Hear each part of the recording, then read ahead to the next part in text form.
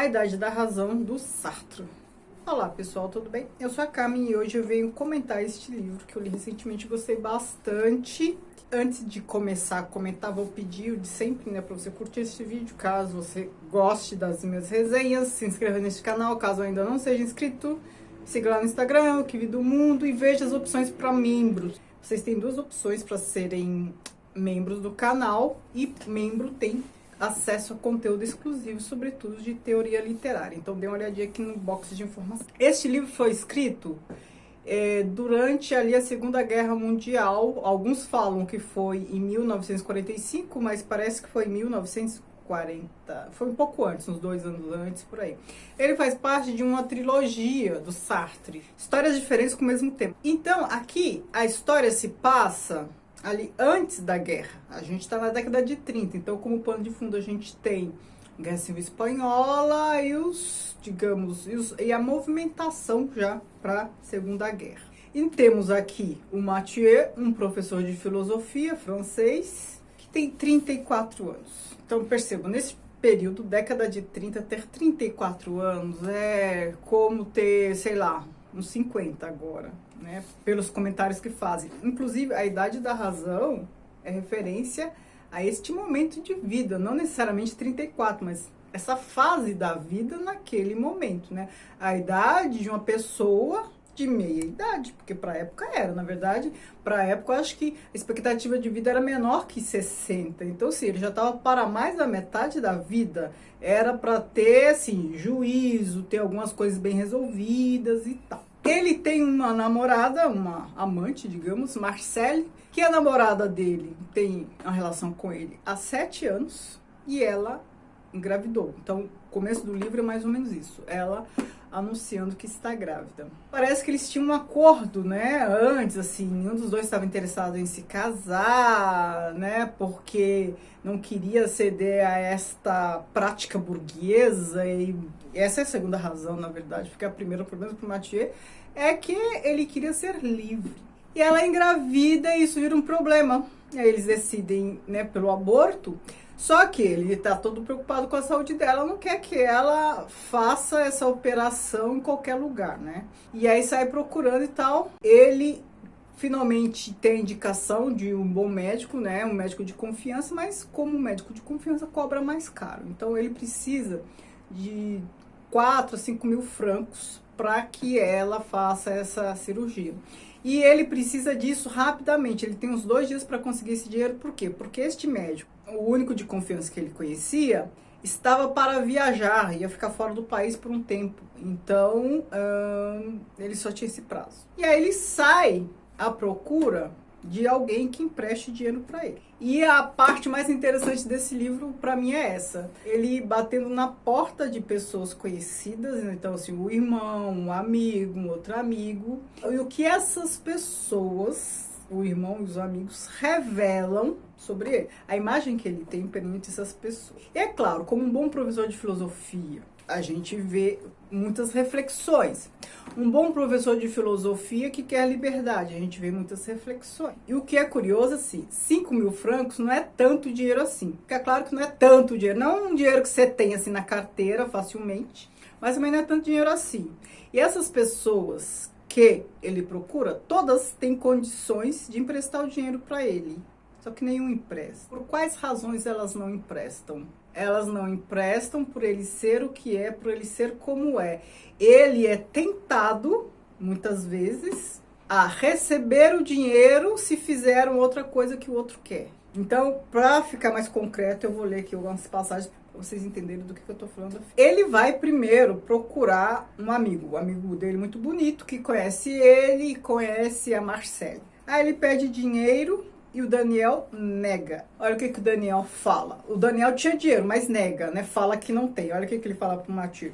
No fundo, disse sem olhar para o Mathieu, estou quase contente de não ter dinheiro. Você quer ser livre. Eis uma oportunidade para um ato de liberdade. Aí o Mathieu, um ato de liberdade? Mathieu parecia não entender. Por quê?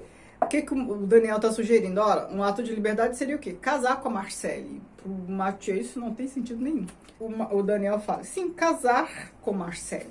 Mathieu encarou franzindo as sobrancelhas. Estaria Daniel caçoando dele? Está maluco? Perguntou Mathieu. Continuou Daniel com o mesmo tom de displicência. Deve ser muito divertido fazer propositadamente o contrário do que se quer.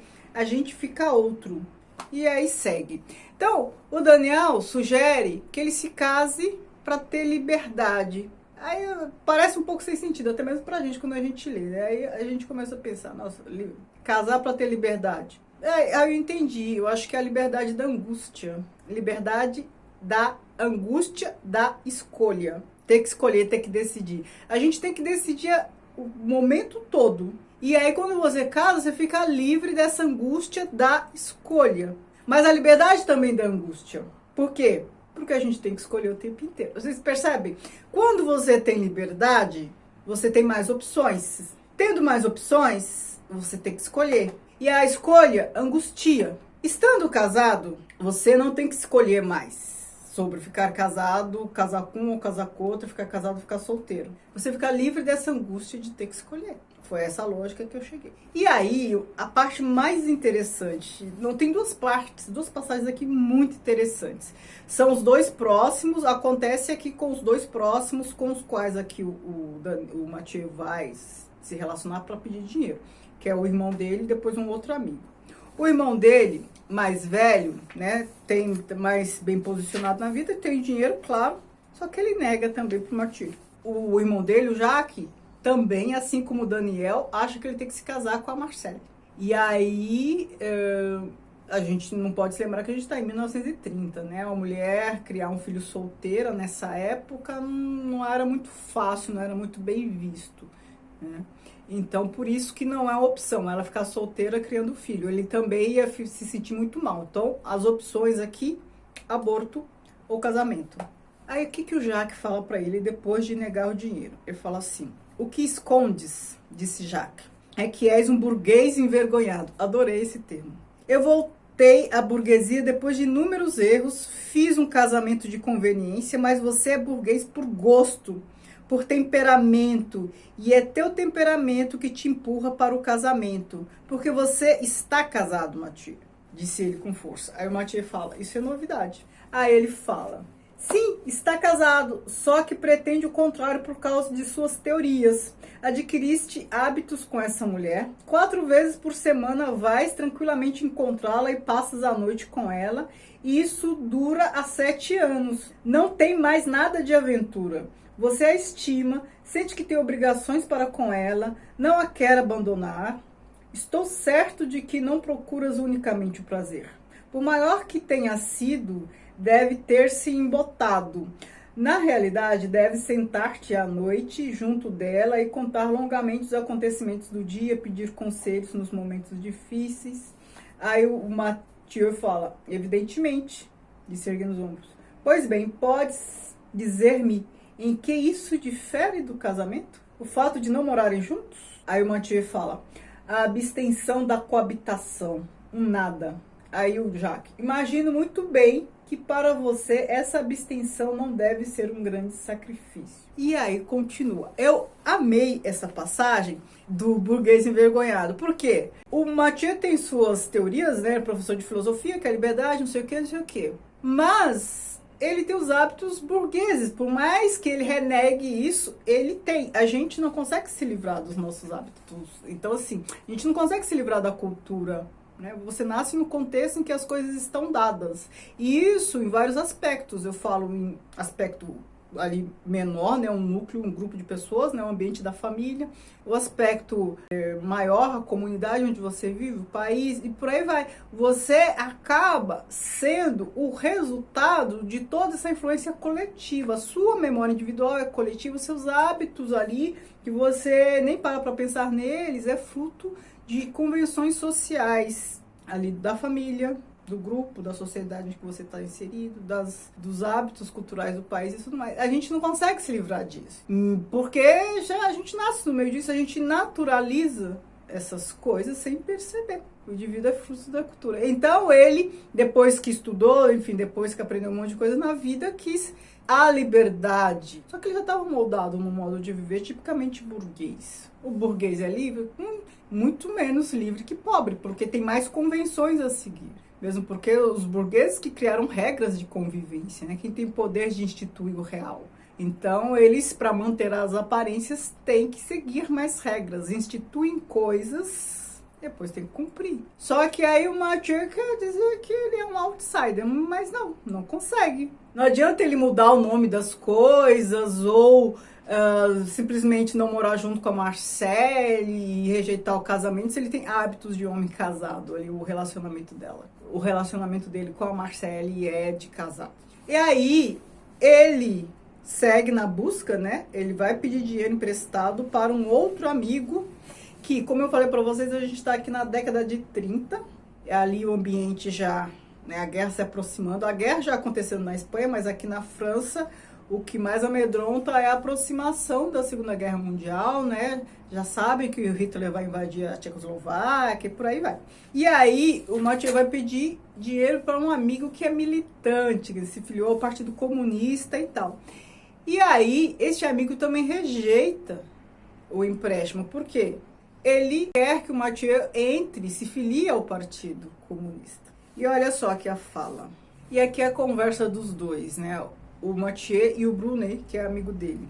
O Mathieu fala pra ele, você tem sorte. E o outro, sorte de ser comunista? Ele, essa é boa. A gente escolhe, meu caro. Olha aqui a questão da escolha. Aí o Mathieu fala, eu sei, você tem sorte de ter podido escolher. Aí a gente vai e pensa, o Mathieu não pode escolher? Isso é liberdade? Na verdade, ele fica preso em nome da liberdade. Ele não consegue escolher. Isso não é liberdade. A liberdade te proporciona opções para escolher. A liberdade é um pouco paradoxo, contraditório. A liberdade te obriga a fazer escolhas. Porque até quando você não toma uma decisão, você está escolhendo não escolher. Olha que complexo. Aí o rosto de Brunet fez-se mais duro. Isso quer dizer que não terás essa sorte, né? Ou seja, que você não vai escolher. Pronto, era preciso responder sim ou não. Entrar para o partido, dar um sentido à vida, escolher ser um homem, agir, acreditar, seria a salvação. Brunet não despregava os olhos dele. Eu interromper aqui um pouquinho. Por que ele fala seria salvação? Né? Aqui é um pensamento de Mathieu. Por que seria salvação? Ora, você entrega a sua liberdade a uma corporação. Muita gente faz isso. A liberdade da angústia, você ter opções demais, pode fazer você se perder. E como a gente dá conta do vazio existencial? Muitas vezes entregando a nossa liberdade a uma corporação. Então se filiando a um partido, a uma igreja, a um grupo ali específico, com pessoas, com suas regras, com pessoas dizendo o que deve ser feito, orientando suas ações, dizendo o que é certo e o que é errado. E aí o Mathieu acha que a liberdade é ficar livre dessas coisas. Mas não, porque a liberdade é a escolha, né? É o poder de escolha. E esse poder de escolha é da angústia. Então, que liberdade é essa? Vocês percebam como é complexo? Aí o amigo dele fala, recusas? Aí ele fala, recuso. Aí depois ele atenua, né? Falando, não é coisa definitiva, talvez mais tarde e tal. Aí o amigo dele fala assim, mais tarde, se você aguarda uma revelação interior para escolher, você se arrisca a esperar muito. Você pensa que eu estava convencido quando entrei para o partido? A convicção forma-se, ou seja, você não precisa estar pronto, vai com medo mesmo, vai assim mesmo. Aí o Mathieu fala, eu sei, põe-te de joelho e terás fé. Talvez você tenha razão, mas eu quero acreditar primeiro. Então, o que o Mathieu está falando? Ele precisa acreditar em alguma coisa, ele precisa ter alguma convicção para tomar decisões. E como ele não tem grandes convicções, ele não decide nada. Aí tem mais umas lanças assim, mas para frente o Brunet fala, muito bem, finges lamentar o teu ceticismo, mas não te desfazes dele, é teu conforto moral. Quando o atacam, a ele te apegas avidamente, como teu irmão se apega ao dinheiro. Tá fazendo referência ao Jacques. Então, ele tá comparando a relação do Mathieu com um ceticismo, né, com essa recusa das coisas, com o apego do Jacques ao dinheiro, que não nega ser um burguês. É um burguês, pronto, acabou. Casamento de conveniência e assim vai. Aí o Mathieu fala, achas que pareço apegar-me a alguma coisa neste momento? Aí a fala importante do Mathieu aqui. Não tenho nada a defender. Não me envaideço de minha vida e não tenho um níquel. Minha liberdade, ela me pesa. Há anos que estou livre à toa. Morro de vontade de trocá-la por uma convicção. De bom grado trabalharia com vocês. Isso me afastaria de mim mesmo e tenho necessidade de me esquecer um pouco. E depois, penso como você que não se é um homem enquanto não se encontra alguma coisa pela qual está disposto a morrer. Então ele lamenta essa condição. Liberdade da angústia, eu falei para vocês, né? Ele fala, a liberdade pesa. A liberdade pesa. É muito difícil você ser livre. O mais fácil é você entregar a sua liberdade a uma corporação. É o mais fácil. Tem gente que acha que é o mais difícil, que é mais fácil você ficar livre e leve solto. Não é não, é muito mais difícil. É mais fácil você entregar a sua liberdade para uma corporação, aí você se isenta de pensar muito, você segue as regras, pronto e acabou. Agora viver assim livre dessas coisas todas, tentar viver fora do máximo possível das convenções, embora não seja possível uma liberdade total, já que a gente tem aquilo que eu falei, você já nasce numa família, numa sociedade, não existe, você já está condicionado a um monte de coisa. Então, o que o Mathieu faz aqui é tentar viver fora das convenções, de algumas convenções de seu meio, mas isso também pesa. E aí depois, mais adiante, bem decepcionado, o Brunet, esse amigo dele, fala assim, você está menos libertado de sua classe do que eu imaginava. Então, ele diz mais ou menos o que o Jacques disse a ele. Você é mais burguês do que eu imaginava, né? O que ele está dizendo é isso. E aqui, mais adiante, né, como um bom professor de filosofia, depois disso, Mathieu reflete, e aí aqui tem um pensamento dele que eu grifei. Agrada-me indignar-me contra o capitalismo, mas não desejo que o suprimam, porque não teria mais motivo de indignação. Ele está falando de novo de algo que ele já disse ali, quando disse que a liberdade o pesa. Ele está falando do vazio. É preciso ter alguma coisa que faz com que você se sinta vivo por meio das emoções, né? Então, o capitalismo gera o quê? Uma emoção que é a indignação. E aqui são as passagens mais interessantes deste livro. Agora, só para finalizar, não vou dar spoiler do fim, o que vai acontecer, se vai ter aborto, não vai casar, não vai. Não vou falar isso, você vai ter que ler o livro se você quiser saber.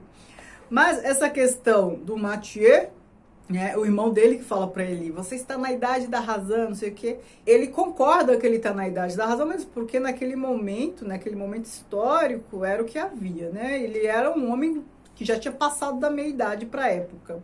Essa angústia dele, esse vazio dele não se resolve, porque é da condição humana. Então, que liberdade é essa? Então, a gente percebe aqui um tédio, que é bem burguês, por sinal também. Tédio, uma falta de adesão também às coisas. Então, o que inquieta naquele momento, essa necessidade de conseguir o dinheiro para o aborto da Marcelle. Mas uma vez resolvida essa questão, a vida dele vai continuar assim, ao léu. Aí ele agindo em nome de uma liberdade que mais pesa do que o deixa leve. A gente sempre pensa, né, que liberdade faz com que as pessoas se sintam leves, livre, leve e solto. A gente até pensa nisso, né? Tem até o ditado, né? Livre, leve e solto. Só que não. Liberdade da angústia. E a liberdade da escolha da angústia. Mas a não escolha é pior ainda. E o Mathieu deixa isso claro. Aqui tem uma passagem que eu não grifei, mas tem um momento aqui que tem aquela frase famosa, né? Estamos condenados a ser livres. Livres em que sentido? Porque somos condenados a escolher, né? Podemos escolher o que queremos, né? Há limites. A gente já nasce condicionado a um monte de coisa, mas você tem uma margem ali de manobra na vida que pode escolher e depois, enfim, arcar com as consequências, colher o que plantou. E isso é uma condenação. Aí se você nega isso, você se nega a plantar e a colher, você também tem um vazio, uma situação de tédio, uma falta de emoção, que traz um peso gigante, que faz mais mal do que ter feito uma escolha que depois você julgaria errada. Enfim, essas questões filosóficas. Então é isso, não vou falar mais nada do livro para não dar spoiler. Espero que você tenha gostado. Obrigada por assistir. Beijos e